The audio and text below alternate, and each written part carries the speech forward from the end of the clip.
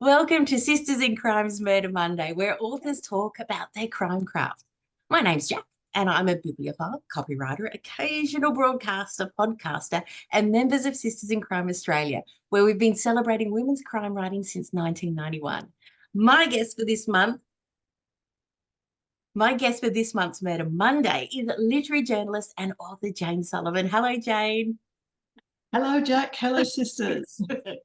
Jane loves books and she has always written about them. She was born in England. She came to Melbourne in 79.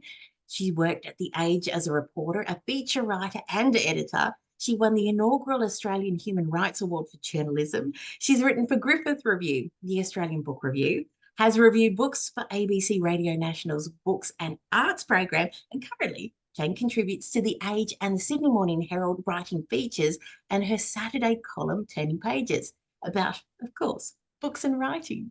Jane has also had a long association with the sisters, including several stints as a David Awards judge. Jane, could you give us the elevator pitch for your latest incredible novel, Murder in Punch Lane? Okay, Murder in Punch Lane is a historical crime novel. It's set in Melbourne in 1868, and it's about what happens when a beautiful young actress dies very suddenly and unexpectedly of a laudanum overdose. And everyone thinks it's suicide, except for one person, Lola, who is Marie, the actress's best friend. She's also an actress. She thinks it's murder, and she's determined to find out who the murderer is.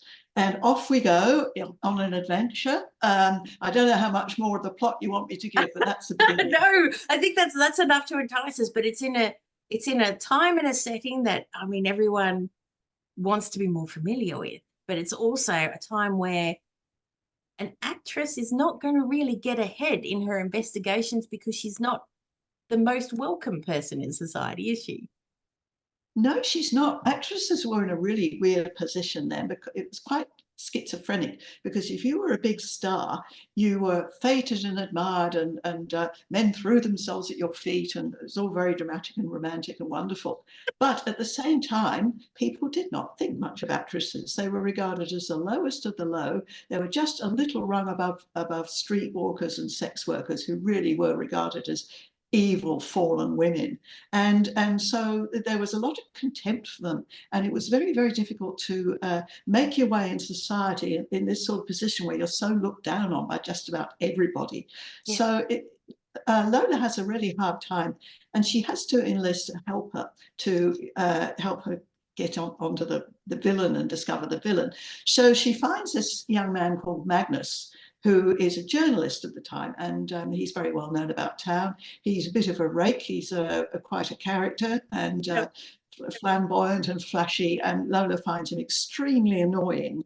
But nonetheless, she's determined that he's going to help her. And so they form this very uneasy alliance where he keeps trying to flirt with her and she keeps pushing him back in a very brusque way.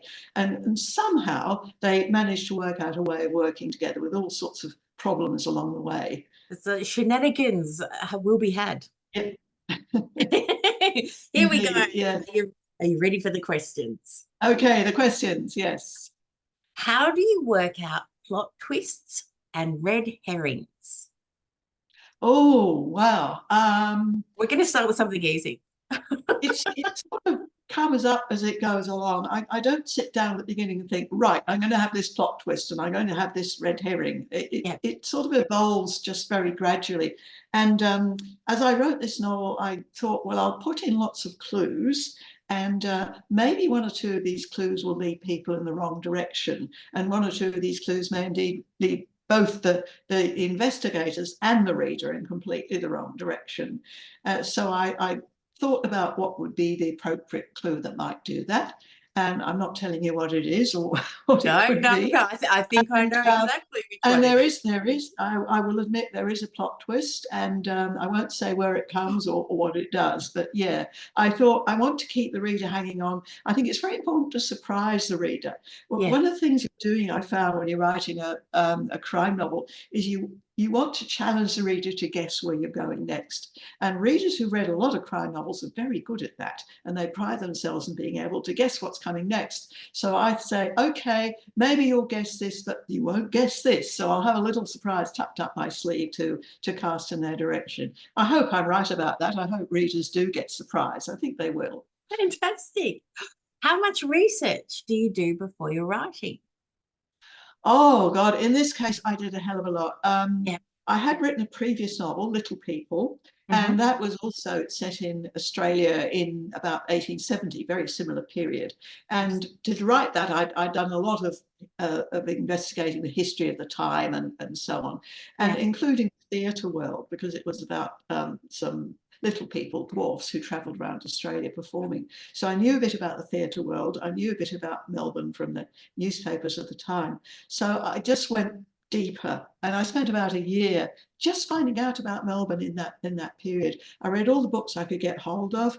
I read biographies of some of the main characters and who the movers and shakers in Melbourne at that period. And I read histories, and I read some novels of the time. Fergus Hume's Mystery of the Hansom Cab comes to mind as Yeah. a cracking crime novel that was a big bestseller in its day. And I actually sat down, I read through the newspapers of that year, 1868, and I had a look at what sort of articles they were running, what sort of advertisements they had, and you get all sorts of ideas from that. And at the end, I had this masses of notes and all sorts of stuff and on the computer and in notebooks. And Yeah. I reckon I used about, what, 2% of the total of what I'd read in the actual book. But the thing was, I felt confident that I had some grasp of the period, and more important, that I could convey to readers what it was like to live in Melbourne in 1868 for different people and different levels of society. And as long as I convince the reader, I'm not too worried if I don't convince the historians, but if the reader's convinced, that's fine. How many drafts do you do before handing it in? This was a tough one. It actually took me 11 drafts, and each one was a pretty well complete rewrite. The reason was, when I started off, I didn't think I was writing a crime novel. I thought I was writing a coming of age story. It had the same setting and the same time, but it had a different main character. It was a young man, a very naive young man who came to Melbourne to make his way in journalism and the theatre. So I focused on him as the main character. And after a while, I noticed that there was this actress who kept popping up who was really getting much more interesting than my main character. And I thought, you know what? I'm going to change this. I'm going to make her the main character. And I also thought, well, okay, this is supposed to be a coming of age story, but now I'm not writing so much about this guy. And also, there's a murder in the story. So why aren't I writing a crime novel? So then I did a bit of research about what it was actually like to write a crime novel, because although I'd read many of them, I wasn't so confident about being able to write them. And what I decided then was Lola was going to be my main character. She was going to be the amateur detective, and she was going to have a sidekick. But it wasn't my naive young man. It was this completely different man, Magnus, who was not naive at all. And once I'd set him up and I'd set her up, I thought, oh, great, this is going to work. So off I went, and I wrote a completely different book. And finally, at draft 11, I thought, I've got it. Wow, that's incredible. I'm really impressed by your patience. Ooh, I know, I am too. what triggers you to write on a particular theme? Well, often it's just one little picture that comes into my mind. And in this case, it was, I read in passing about this woman, Marie Saint Denis, who was a very famous actress at the time. And this was a real death. And she had died, presumably by suicide, of a laudanum overdose. And somehow I got interested in this woman, wanted to find out some more. So I went back and I read the obituaries that the journalists had written about this woman, and they were full of praise and everything, but there was kind of a little snide note in it somewhere. They all seemed to be implying that she killed herself because she was identifying too closely with the tragic characters she played. And the other thing that was suggested was that she'd fallen in love with this married man who was not prepared to leave his wife to be with her. And so she killed herself in despair. So I thought, well, they're insinuating that either she was mad or she was a slut. Mm. And I didn't think she was either. So I had to think about this, and I thought, well, what if, you know how what if is often a start for a book? And I thought, what if it wasn't murder? What if it was suicide? And of course, then it enters the realm of the novel because, Yeah. for all I know, that didn't happen. But I decided, well, in my book, it's going to happen. And so that's when it took off. And that was the murder that started the whole thing, even though I thought at that stage I was writing a coming of age novel. The murder was always there right from the beginning. Are you tempted to put too many facts into your fiction? That's always a temptation for Mm. anybody who does a lot of research, whether it's into history or anything else, I think. We want to show off. We want to say to the reader, look, I've done all this reading and I've really worked hard and I found out all this really interesting stuff. And I'm going to tell you all about it, whether you like it or not. Yeah. And you devote pages and pages and pages to this fascinating but totally irrelevant stuff. And therefore, you have to be quite strict with yourself and say, I'm only going to include things that either serve the development of the story or serve the development of the characters, or both. And Mhm. if it doesn't do those things, then I'm going to leave it out. Because there's a certain amount of setting the atmosphere with describing the scene and so on that I think is permissible. Yeah. But apart from that, I don't want to show off. I'm very conscious of the fact that I must pare back. And in fact, I did go back and take out some of the details I put in right at the end. Even then, I thought there's a bit too much showing off, you know. Tamp it down, Jane, you know, don't let it all explode. Who are your writing inspirations? So many. I can't tell you. You know, I could give you a list of about 10 today, and then I give you a list of completely different 10 tomorrow. Let me think for this novel. Well, I've always admired Australian crime writers, Mhm. and I think one of the best writers, I'm sorry, this is a man, this is not appropriate for Sisters in Crime, but It I could have be to a say brother-in-law. Peter Temple. Peter Temple is a wonderful writer, and he Yeah. was a wonderful crime novelist as well. And so I felt very inspired by him. The historical side of things, I think I was inspired by well, obviously, a writer like Hilary Mantel, who is such a wonderful recreator of historic moments and historic people. And yeah, a number of others, I think, sort of fed into the overall feel. Yeah, I think that'll do. I mean, That'll there's do. many I could mention, but that'll do for now. I know it's kind of like asking who your favorite child is, isn't Yeah, it? it is very like that. Yes. What is the hardest part about being a writer? Um, I think myself, it's keeping going. It's persuading yourself to go back to the page and look at it again when you have so many other demands in your time.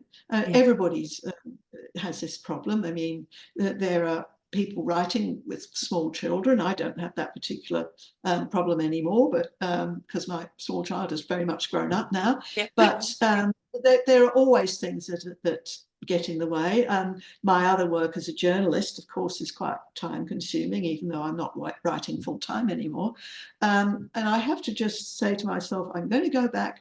Once I'm into the book again, it's great. I have no problems at all. I want to stay in it. But it's that initial business of going back and confronting it and thinking, oh, I've got to do some work. I think that's it's very hard to have that staying power. And Yeah. let's face it, writers take years to write books. I certainly do. And it's a long haul, and you have to be prepared for a long haul. I think that's possibly the hardest thing about writing. The other thing is when you just run out of ideas, but fortunately that doesn't happen to me very often. One idea goes away and another one pops up. So usually when I'm trying not to think about writing at all, I'll think of something. The next question is what started you on a life of crime? Well, that's a good question. I think it was because it was an accident really, because as I said, I started to write this book not intending to write a crime novel, and Yeah. then it had a murder in it. and I just thought, well, you can't write a crime novel, and you can't write a book with a murder in it without it being a crime novel in some way. What can I do to make it more of a crime novel? And I found it great fun, I must say, the crime aspect of it. I loved going back and sewing clues in earlier, and you can see how they're going to track out later. So when I'd finished a draft, I'd go back and I'd sort of shore up the things that you discover by dropping little hints earlier on. I love that. That was great fun. You want to sort of suggest things, but not too obviously. And that was great. So, and the whole, the inspiration of people like the great goddess of crime, Agatha Christie, and she was such a genius at setting up her mysteries and the clues and the denouement of the characters. And you can't go wrong. I mean, there have been writers who've got better style and probe more psychological depths, of course, but you can't go back by Agatha Christie for just sheer brilliance in dreaming up a murder story. She's just the best. Just one of those little scenarios. Yes. Who do you turn to for help with your writing?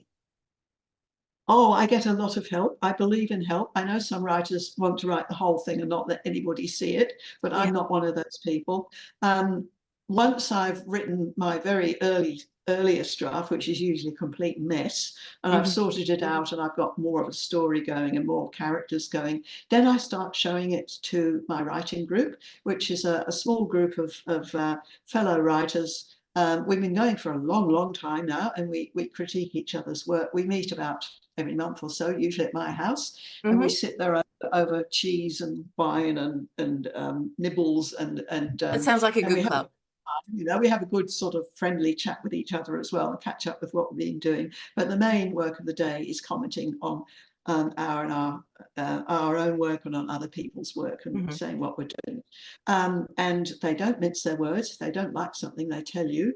And I've had some ghastly experiences realizing where I've gone wrong. And then the worst thing is when they give me feedback and everybody says something different. You want to go in this direction? No, you want to go in this direction. Oh, no, you want to go in that direction.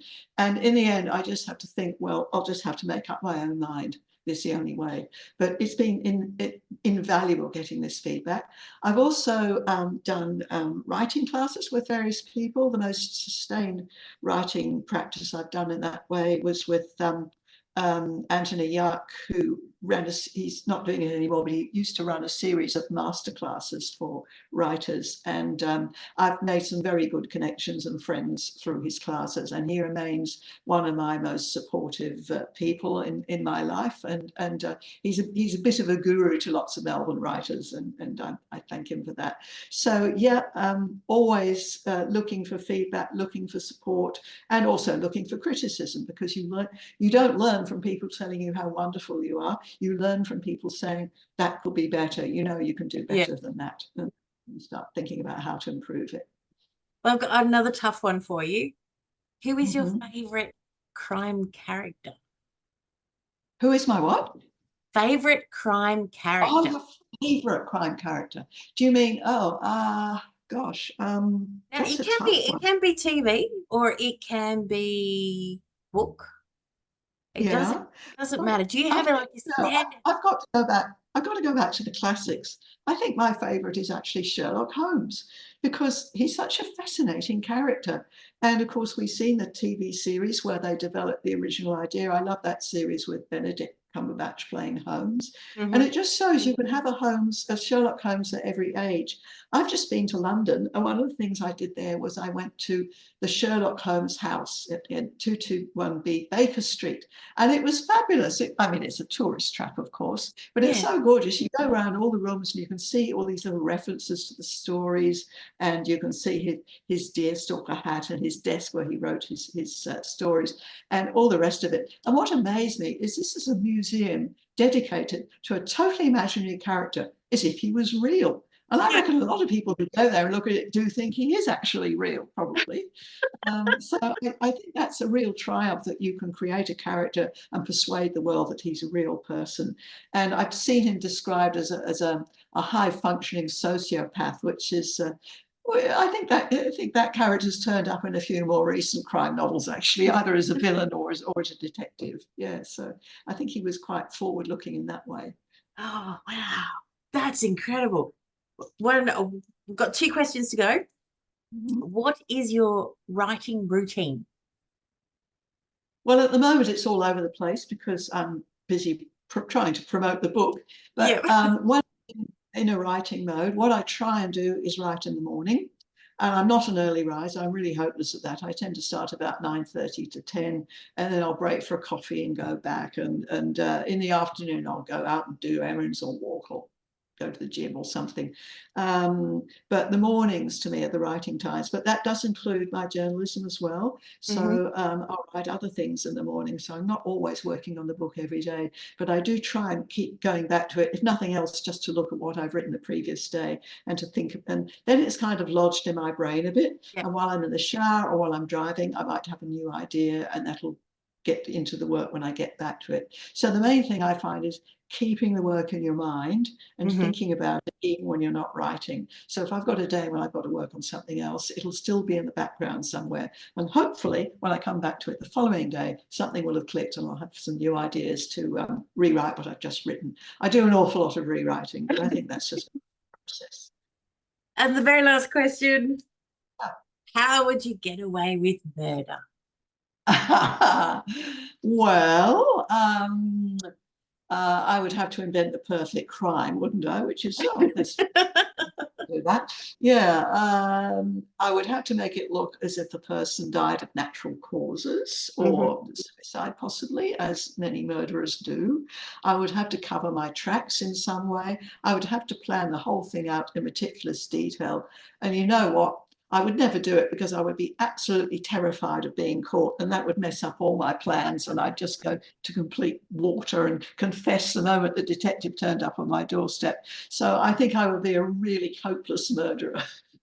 But that's the way I would try and do it. Make it look as if it was not a murder and try and make it look as if I had nothing to do with it. Meticulous Easy. planning is the key. Yes. Yes. Jane, thank As you we so much for joining us. Of course, we want to wish you all the best for the success of Murder in Punchline. It's available now, folks. So get to your favorite bookstore or your library and have a read because it is fantastic. Murder Monday interviews are available on Sisters in Crime's YouTube channel at 6 p.m. once a month on Monday. Again, Jane Sullivan, thank you so much for your time. Thank you, Jack. It's been an absolute pleasure. I really look forward to all those people reading my book. Thank you.